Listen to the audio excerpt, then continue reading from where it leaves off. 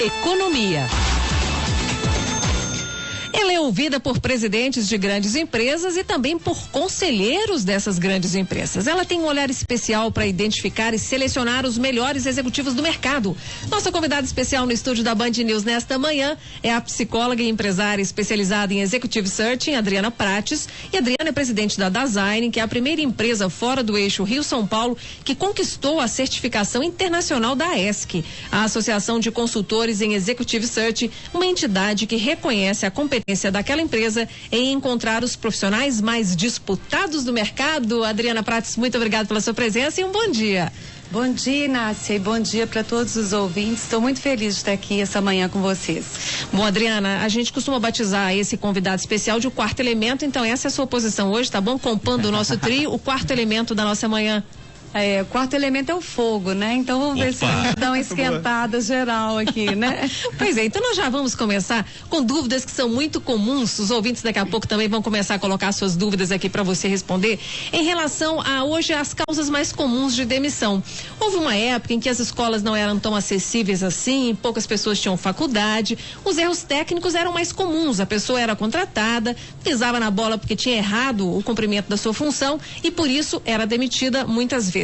Hoje em dia não é mais esse o parâmetro mais comum ou o motivo mais comum das demissões. Hoje se tornou comportamento. Adriana, por que houve essa inversão de valores? Justamente pelo fato de que as pessoas, Inácia, elas estão buscando mesmo essa formação acadêmica mais consistente. E as empresas também, elas já entenderam que é a responsabilidade delas dar continuidade a essa formação que as escolas estão provendo. Inclusive tem vários intercâmbios entre as empresas e as escolas para que o profissional ele aprenda a fazer na empresa aquilo que a escola está dando, porque tem ainda uma desconexão muito grande. Ocorre que a mudança para o comportamento vem, de fato, de uma pressão por resultado muito grande. Quanto mais pressão você tem, uma hora a panela pode explodir, né? E por falar em explosão, quais são esses erros mais comuns dos executivos, mas dos profissionais de uma maneira em geral? Onde que as pessoas estão errando mais, Adriana? Quando a gente fala de pessoas que estão no poder, Inácia, o que recai sobre eles de uma maneira mais impactante é a tomada de decisão. A tomada de decisão, ela tem duas variáveis. O executivo, ele pode errar a decisão, porque ele toma ela muito rápido, sem considerar todos os fatos, sem verificar as consequências, enfim, gera um problema danado, ou aquele outro que analisa demais, é lento para tomar essa decisão e a decisão tardia, quando ela acontece, chega a não mais resolver os problemas. Quer dizer, perde o tempo certo de aplicação dessa decisão. A questão do time, é isso mesmo. Oi, Adriana, bom dia. Bom dia, Júlio. Bom dia. Você está falando sobre a demora de tomada de decisão ou a decisão tomada de forma equivocada, de forma antecipada, diante da pressão. Um mundo como esse que a gente vive, a pressão das decisões e considerando que o poder ele é meio solitário também. Se vê à frente de dezenas de pessoas que trabalham com você, de centenas de pessoas, em alguns casos, de alguns executivos. Como é que se prender ao conceito, à mudança conceitual, ou às origens das decisões, se valendo de valores humanos, valores pessoais, de formação, é o melhor caminho para buscar o fundamento para as decisões no campo executivo? Exatamente assim, Júlio. Está tendo uma pressão na sociedade, não só brasileira, como global, de que haja uma retomada a esses valores universais e de que, seguindo aquela lei máxima, né? Faça ao outro o que você espera que fosse feito para você mesmo, ou seja, se o executivo ele tem esse nível de sensibilidade e ele tem também uma coerência com isso, vai minimizar bastante o impacto na decisão na vida das pessoas. Porque hoje nós temos que considerar, por exemplo, nós vemos os exemplos das mineradoras aqui na nossa região, elas precisam considerar a sociedade, as comunidades envolvidas. Existe o estímulo, por exemplo, para que elas contratem profissionais da própria região, gerando riqueza para a região.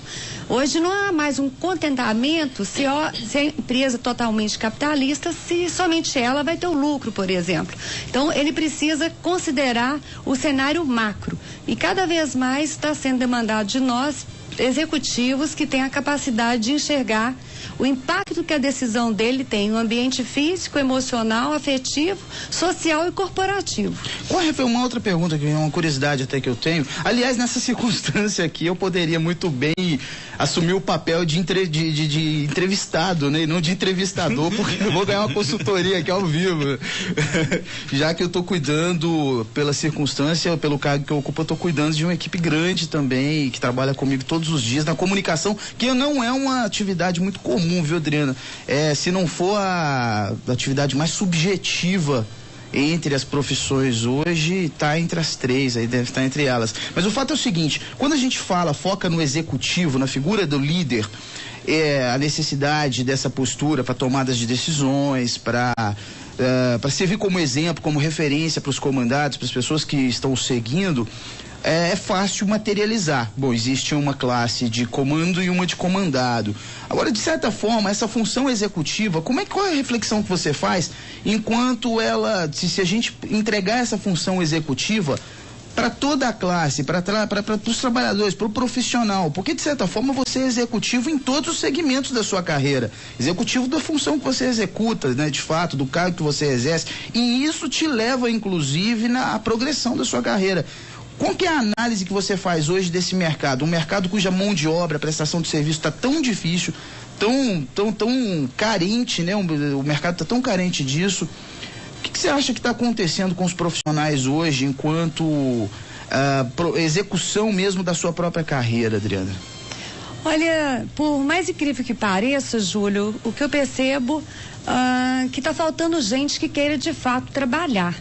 Então, tem a mão de obra qualificada, mas as pessoas que querem de fato se desenvolver, se empenhar, ter força de vontade para transcender os obstáculos, desafios, permanecer na empresa pelo menos 3, 5 anos, porque é diante de um desafio, de um erro, que você fortalece, que você cresce e que você tem uma maturidade, uma vivência técnica e profissional. Então as pessoas estão muito ansiosas, elas não estão esperando que esse tempo aconteça e elas estão fazendo o quê? Elas estão pulando as etapas necessárias ao crescimento.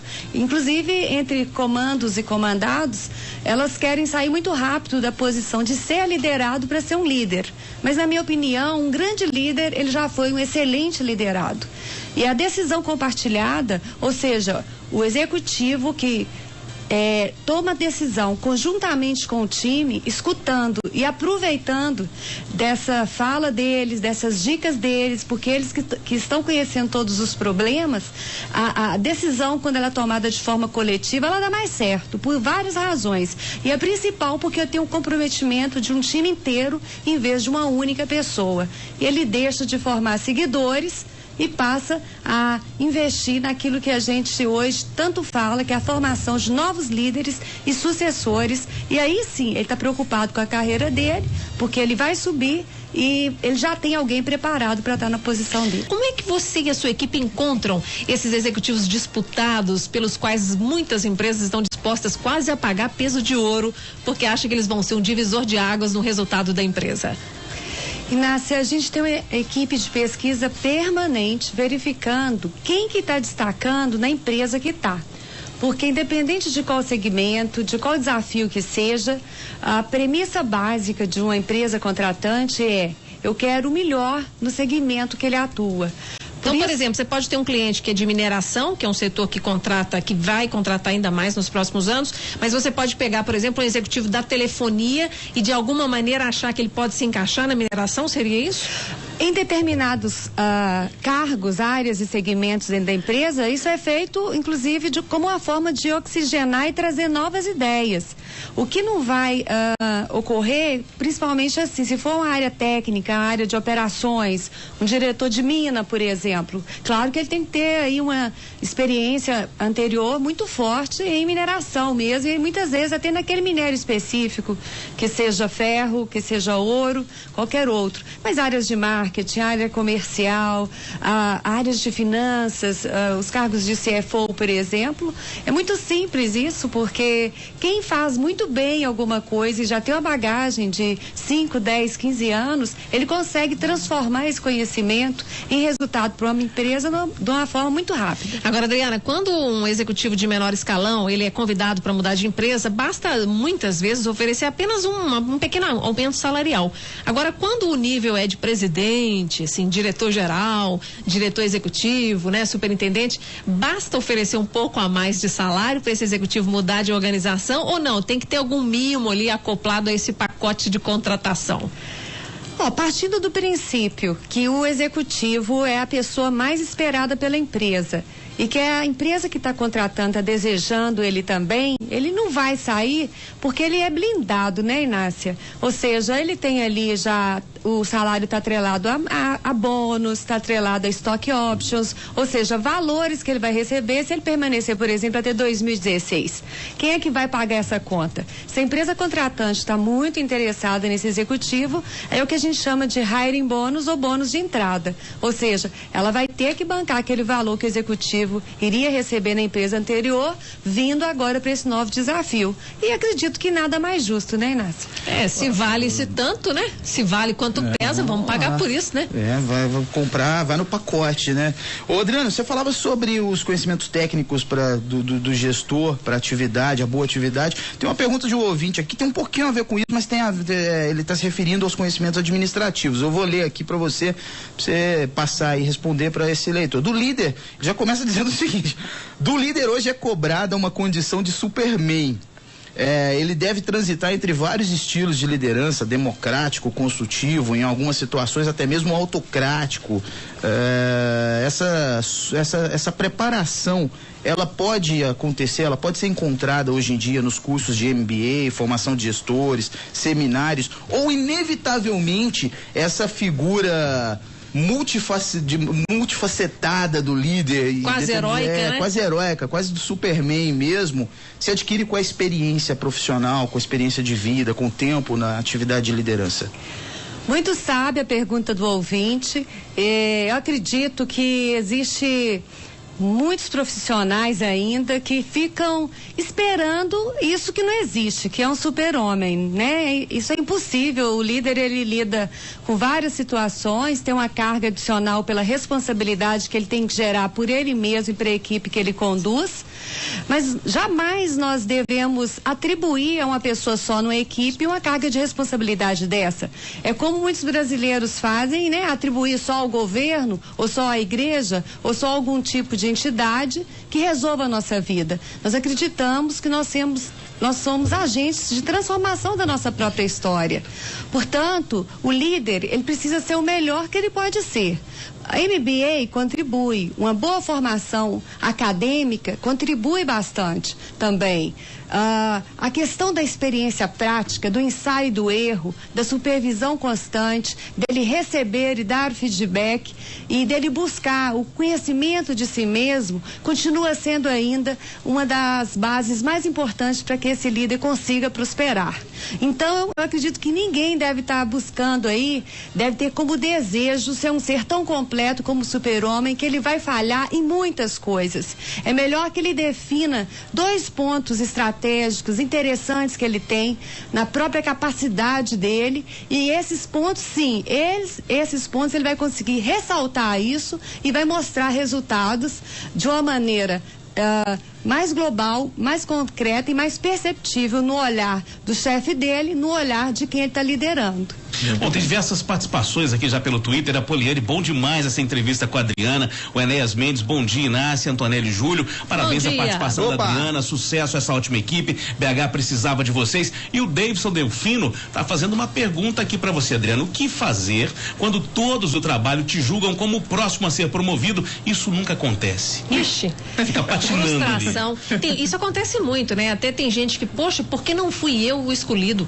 Por quê? Que às vezes alguém que parece ser a pessoa ideal para um cargo não é a escolhida, não é a eleita por quem está acima, que é a quem cabe essa decisão.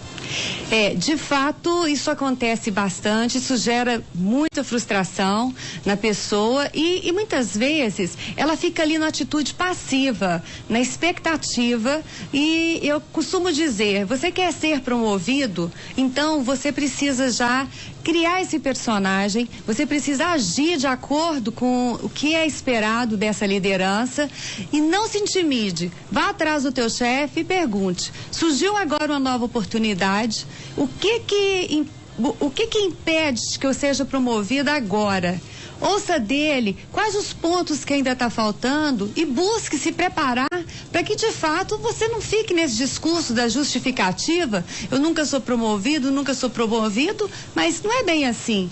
Você precisa exigir isso. Se você acredita que é capacitado, se teus colegas acreditam que você é capacitado e teu chefe não acredita, alguma coisa está errado. E não adianta deixar isso na responsabilidade dos outros. Nós precisamos aprender a trazer a tomada de decisão para nós, ou seja, eu vou ser proativo e buscar um crescimento. Agora, se esse chefe tem medo de mim, acha que eu vou bypassar, vou surpreender e até superar, aí você começa a questionar. Eu quero crescer, eu tenho capacidade e o chefe está me travando, será que eu tenho que continuar aqui mesmo? Enfim, a decisão tem que ser sua, não do outro. Nós temos hoje nas empresas um conflito que não é de hoje, evidentemente, ele é recorrente ao longo da convivência entre as gerações, que é o fato de nós termos gerações que convivem ali naquele espaço, a Y, a X, os baby boomers, e aí a geração Z, que também já está entrando no mercado de trabalho. E eu quero falar particularmente de um modo de pensar da geração Y, né? Pessoas ali que têm até 32, 33, 34 anos de idade e que são profissionais mais aflitos no sentido do avançar da carreira. Eles já entram, querem logo uma promoção e às vezes a empresa não tem porte para essa promoção, não tem cargos disponíveis acima, não tem um crescimento que comporte promoções frequentes. Você considera que é importante as empresas terem atenção com o fato de que esses mais jovens são mesmo aflitos e querem e tem que pensar nisso quando for contratar um jovem, ou é o jovem que tem que parar, sossegar um pouquinho, parar com essa aflição de querer mudar de empresa toda hora, um cargo mais desafiador toda hora? Qual que é a sua orientação, tanto para as empresas que têm esse profissional, quanto para esses jovens que estão aí dando trabalho para suas lideranças? Uma empresa, Inácia, já fez algo muito interessante que eu queria então replicar a ideia que eles tiveram. Eu tive lá conversando para pegar uma posição para uma pessoa aí dessa idade e eles falaram o seguinte: aqui nessa empresa a gente não compra o pacote da obsessão da geração Y. Ou seja, todos nós somos jovens um dia, todos nós sabemos e de fato e isso acontece muito. Eu tenho uma filha adolescente, por exemplo, e as pessoas vivem me questionando se a menina já se rebelou totalmente. Ou seja, é esperado pelo fato dela ser adolescente que ela se rebele totalmente. Não aconteceu ainda. Estou sempre dizendo ainda.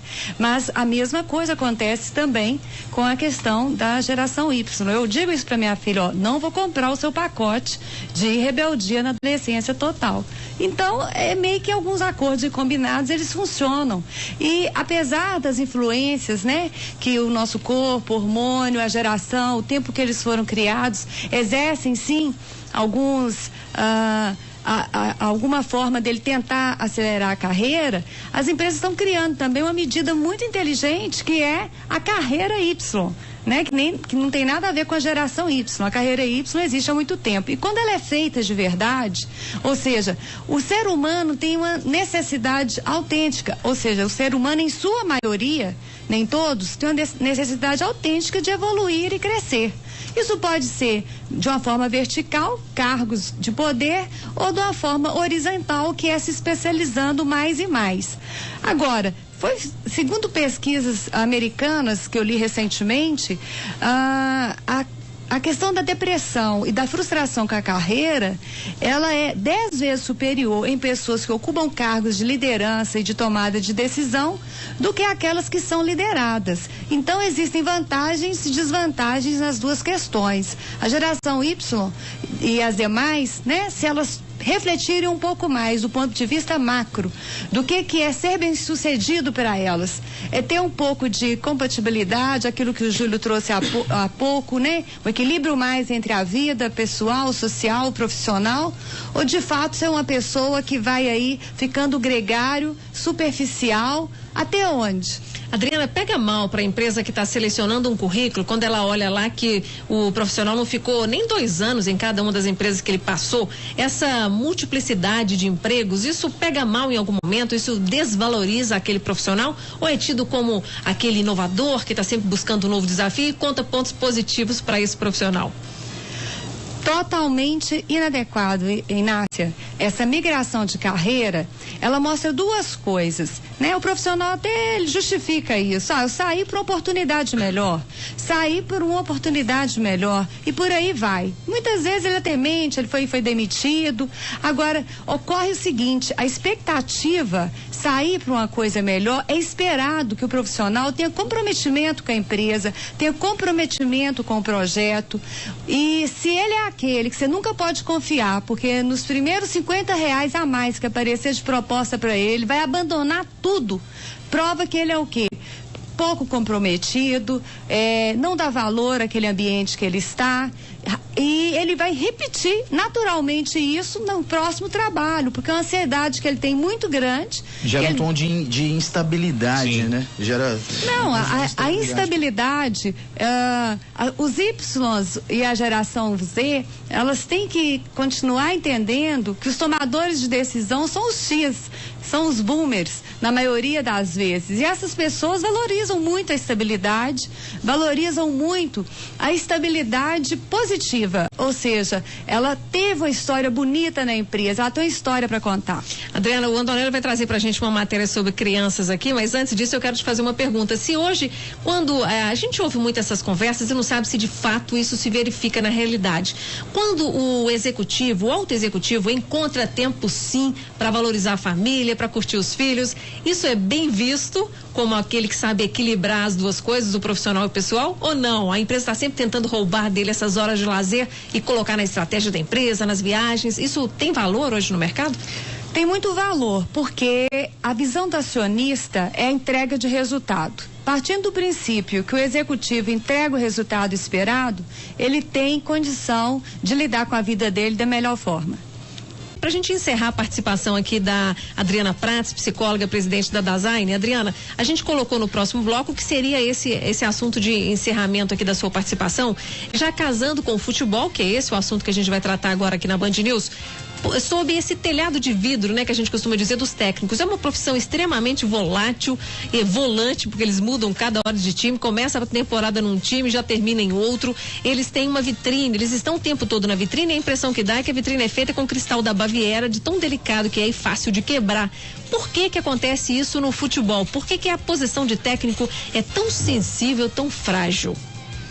Nácia, de fato isso acontece. E você já começou dando um pouco da resposta, ó. Por que que a visão, por que que a carreira do técnico é tão sensível e frágil? Se a gente fazer um paralelo entre futebol e organização, um técnico estaria numa carreira Y e não uma posição de comando que é enquanto técnico de futebol. Ou seja, tem algum tipo de formação complementar que ele não teve.